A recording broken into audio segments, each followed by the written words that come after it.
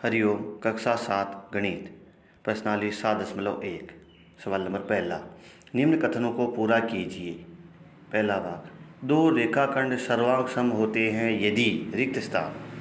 तो हमने पढ़ा था कि दो रेखाखंड सर्वांग सम होते हैं यदि उनकी लंबाई समान हो, यानी दोनों की माप समान हो।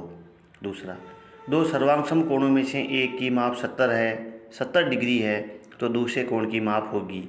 सर्वांग सम कोण में हमने पढ़ा, जब दो कोणों का मान समान होता है तो वे सर्वांग सम होते हैं, अतः दूसरा कोण भी 70 डिग्री का होगा।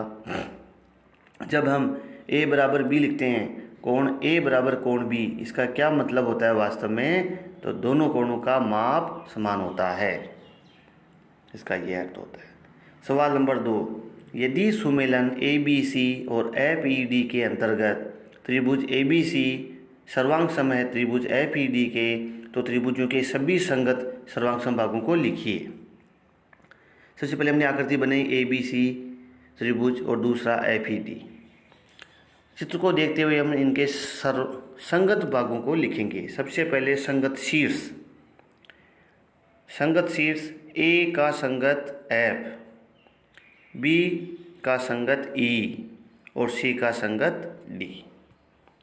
फिर संगत भुजाएं, AB इधर भुजा आ रही है, इसकी संगत भुजा F ही होगी। BC भुजा आधार में है तो इसकी ED भुजा आधार में दोनों संगत होगी, और AC भुजा और FD भुजा संगत भुजा होगी।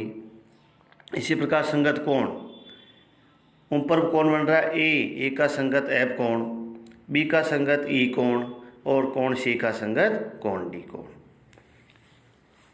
गृह कार्य में आपको 7.1 का सवाल नंबर 3 हल करना है और इन्हीं सवालों का दोहरान करना है। धन्यवाद।